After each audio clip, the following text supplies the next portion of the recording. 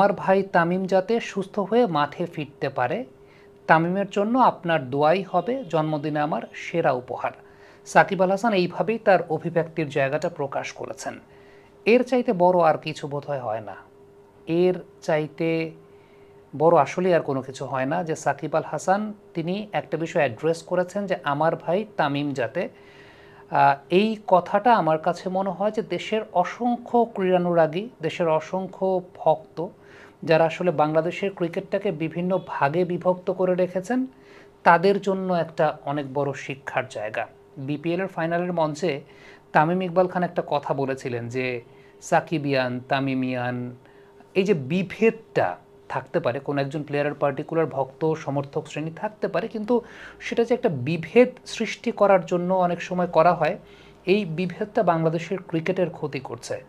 সাকিব আল হাসান আজকে যখন বললেন যে আমার ভাই তামিম, তার মানে তাদের মাঝে ব্যক্তিগত সমস্যার জায়গা, পেশাগত জায়গা থেকে বনিবনা না হওয়া অনেক কিছুই হতে পারে, অনেক কিছুই হতে পারে, কিন্তু দিন শেষে যখন জীবন মৃত্যুর প্রসঙ্গটা চলে এসেছে, তখন সাকিব আল হাসান বলেছেন যে আমার ভাই তামিম ইকবাল। তার মানে একটা বিষয় দর্শকদেরও বুঝে নেওয়াটা খুব গুরুত্বপূর্ণ, সেটা হচ্ছে যে ঠিক আছে, প্রফেশনালি কিংবা ব্যক্তিগত জায়গা থেকে অনেক মতের অমিল থাকতে পারে, বনিবনার জায়গা না হতে পারে, কিন্তু দিন শেষে সম্পর্কটা কখনোই ছিন্ন হয় না। এবং প্রসঙ্গটা যখন জীবন মৃত্যুর সন্ধিক্ষণের জায়গাটা চলে আসে, তখন আসলে আমরা সবাই এক। তখন আমাদের প্রত্যেকের মনুষ্যত্বের জায়গাটা, আমাদের প্রত্যেকের মনুষ্যত্বের জায়গাটা, প্রত্যেকে তো মানুষ, আমার কাছে মনে হয় যে পৃথিবীতে মনুষ্যত্বের জায়গাটা এখনও টিকে আছে, পৃথিবীতে মানবতার জায়গাটা এখনও টিকে আছে, পৃথিবীতে প্রত্যেকটা মানুষের ভেতরে অন্তত কিছুটা একটা জায়গা আছে যেখানে নাড়া দেয়, হৃদয়ে নাড়া দেয়, এবং সম্পর্কটা খুব ইম্পর্টেন্ট।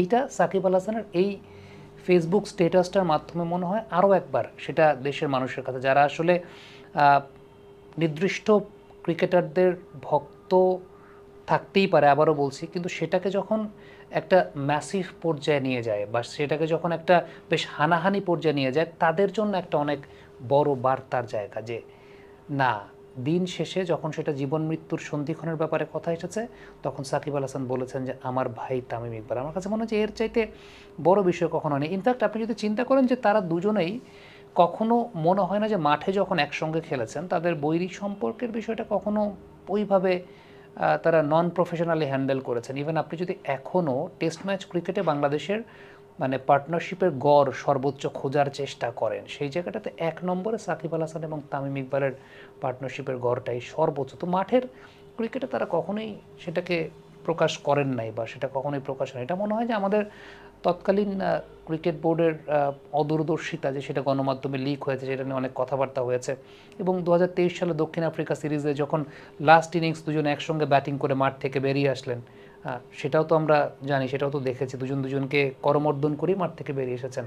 ওই ব্যক্তিগত সমস্যার জায়গাটা তখনও ছিল, বাট তারপরে সেটার কোনো প্রভাব পড়ে নাই। আর যাই হোক, ক্রিকেট খেলা, মাঠের ক্রিকেটের বিষয়টা বাদ দিই, কিন্তু দিন শেষে যখন জীবন মৃত্যুর প্রসঙ্গটা আসে, ওই জায়গাটাতে সবাই এক, ওই জায়গাটাতে সবাই এক। কারণ একটা বিষয় কিন্তু উল্লেখযোগ্য, সেটা হচ্ছে যে আমাদের জীবনটা একেবারেই ক্ষণস্থায়ী, জীবনটা একেবারেই ক্ষণস্থায়ী। ধরেন এই জীবনে আমার কোনো কথা আপনার কাছে পছন্দ নাই হতে পারে, আমার কোনো মতের সাথে আপনার মতের অমিল থাকতেই পারে, আপনি আমি ভিন্ন মানুষ, আমাদের মতের অমিলের জায়গাটা থাকবে, কিন্তু সেটার মানে এইটা অবশ্যই না যে ওই যে যখন জীবন মৃত্যুর সন্ধিক্ষণের ব্যাপার আসবে তখন আপনি সেই ক্ষোভটা পুষে রাখবেন আমার ব্যাপারে, আপনি সেই রাগটা পুষে রাখবেন। ব্যাপারটা আসলে সেরকম। এবং আমার কাছে মনে হয় যে ব্যক্তিগতভাবে আমি যেটা মনে করি যে ধরেন আপনার আশেপাশে যারাই আছে, আপনার কোনো বন্ধু, আপনার কোনো ভাই, যার সাথে আপনার কোনো একটা কারণে বনিবনা হয় না, কোনো একটা কারণে আপনার সাথে তার কোনো একটা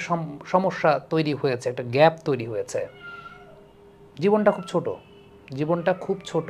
এই জীবনে আপনার যাতে আফসোসটা না করতে হয় যে এই জীবনটায় আপনি হয়তোবা তার সঙ্গে ওই যে ক্ষমা চাওয়ার কথা বলবো না, বন্ধুদের মধ্যে ক্ষমা চাওয়া ওই ব্যাপারটা থাকে না, বন্ধুরা বন্ধুরা কথা বললেই ব্যাপারটা ঠিক হয়ে যায়, ভাই ভাই কথা বললেই ব্যাপারটা ঠিক হয়ে যায়। কখনো যেন ওই আফসোসটা না করতে হয় যে আমার ভাইয়ের সাথে আমি কথা বলি নাই, বা আমার ভাইয়ের সাথে আমি কখনো মানে ওই ব্যাপারটা আমি জিয়ে রেখেছিলাম। এটা কিন্তু সারা জীবন একটা আফসোসের জায়গা থাকে। আবারও বলি যে জীবনটা আসলে অনেক ছোট।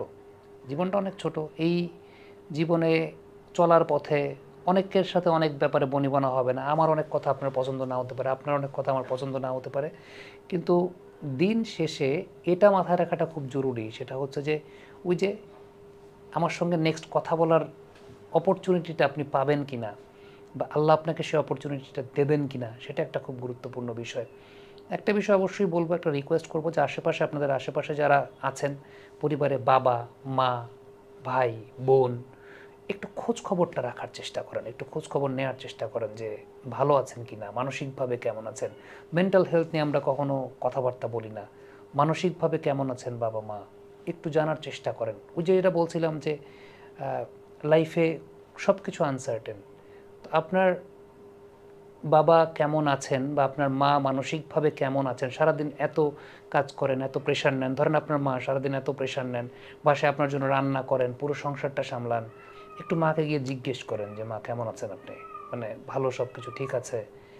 কারণ ওই যে ওই বিষয়টা বলছিলাম যে পরে যদি আপনি সময় না পান, তখন ওই আফসোসটা আপনি নিজেরই হবে। তো মেন্টাল হেলথটা রাখাটা খুব জরুরি, যে মেন্টাল হেলথটা নজর দেওয়াটা, আপনার আশেপাশে মানুষের খোঁজ খবর রাখাটা খুব জরুরি। এবং আবারও বলি যে এই যে হিংসাত্মক মনোভাব, এই যে ধরেন আরেকজনের সঙ্গে আমার প্রফেশনাল জেলাসির জায়গা বা যেটাই হোক না কেন, যাই হোক না কেন, এই সবের মধ্যেও বা প্রফেশনাল কনফ্লিক্টের কথা যদি বলি, যে কোনো ব্যাপার নিয়ে কনফ্লিক্ট বা পার্সোনাল কনফ্লিক্ট, এই সব একদিকে থাকতেই পারে। কিন্তু যে সময়টাতে আলটিমেটলি এরকম একটা পর্যায়ে এসেছে যে সেই মানুষটা বিপদে আছেন, সেই মানুষটার কোনো সমস্যা হয়েছে, সেই মানুষটা কোনো শারীরিক অসুস্থতায় ভুগছে, তখন সব কিছু বাদ দিয়ে চোখটা বন্ধ করে আসলে সেই মানুষটার জন্যই ঝাঁপিয়ে পড়া উচিত, সেই মানুষটার জন্যই চিন্তা করা উচিত। কারণ দিন শেষে আবারও বলছি আপনাকে, সেটা হচ্ছে যে জীবনটা আসলে খুবই সীমিত। এই সীমিত জীবনে কোনো কিছুরই কোনো গ্যারান্টি নেই, কোনো কিছুরই কোনো ভরসা নেই। আরেকটা বিষয় উল্লেখযোগ্য, সেটা হচ্ছে পবিত্র মাহে রমজান মাস চলছে। আরেকটা বিষয় বলি, সেটা হচ্ছে পবিত্র মাহে রমজান মাস চলছে এবং এই সময়টাতে আমাদের ধৈর্য রাখাটাও খুব গুরুত্বপূর্ণ। সামনে অনেক ইনসিডেন্ট ঘটে, অনেক ইনসিডেন্ট ঘটবে, এগুলো থেকে ধৈর্য রাখাটাও আসলে একটা সংযমের জায়গা বা সংযমের বিষয়। এবং মানুষের সাথে মানুষের, আমার কাছে মনে হয় যে যে কোনো ধরনের বৈরী সম্পর্ক থাকলে সেটাকে ঠিক করে ফেলাটা উচিত। কারণটা হচ্ছে যে ওই যে জীবনটা খুব শর্ট, জীবনটা খুবই শর্ট, এবং এই ইনসিডেন্টটা আমাদেরকে একদম চোখে আঙুল দিয়ে দেখিয়ে দিল যে আসলে লাইফের আনসার্টেনিটির কোনো বয়স হয় না। আর সাকিব আল হাসান যখন শেষে বললেন যে আমার ভাই তামিম সুস্থ হয়ে যাবে, আমার ভাই তামিম যাতে দ্রুত মাঠে ফিরতে পারে, আমার কাছে মনে হয় এটা একটা অনেক বড় শিক্ষার জায়গা, আমাদের প্রত্যেকেরই প্রাত্যহিক জীবন একটা অনেক বড় শিক্ষার জায়গা। একটা অনুরোধ করব, যার সাথে, যার আপনার কোনো বন্ধু, ভাই, বাবা, মা, আত্মীয় স্বজন, যার সাথে যার কোনো বৈরী সম্পর্ক আছে, আজকেই পারলে একটু কথা বলেন, সব বাদ দেন, আজকেই পারলে একটু কথা বলেন। কারণ ওই সম্পর্ক ঠিক করার জন্য অপরচুনিটি আপনি নাও পাইতে পারেন। সাকিব আল হাসানের এই বার্তাটা আমার কাছে মনে হয় যে একটা অনেক বড় শিক্ষণীয় জায়গা, একটা অনেক বড় লাইফ লেসনের জায়গা। Thank you.